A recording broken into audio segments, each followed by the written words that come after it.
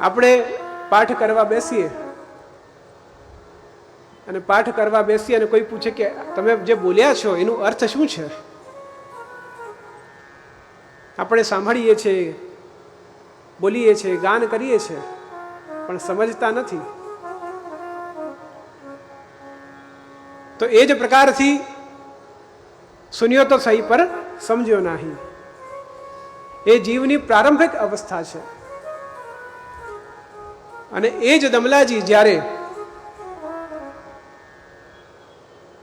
શ્રીનાથજી રૂમઝુમ પગલે ચાલી અને ગોવર્ધનથી નીચે પધારી રહ્યા છે અને દમલાજીની ગોદીમાં શ્રી મહાપ્રભુજી વિશ્રામ કરી રહ્યા છે, પહોંચી રહ્યા છે.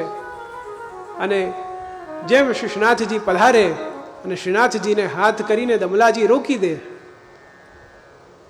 એ સામર્થ્ય જ્યારે જીવમાં આવી જાય ત્યારે એ જીવની ફલાવસ્થા છે. એક પ્રારંભિક અવસ્થા કે સુન્યો તો સહી પર સમજ્યો નહીં, અને એક ફલાવસ્થા છે જીવની કે જ્યાં જીવમાં સામર્થ્ય છે કે તે કછુના સંદેહ કે શ્રીનાથજી પધારી રહ્યા છે પણ એમને પણ હાથ કરીને રોકી દે છે. એ ફલાવસ્થા છે જીવની.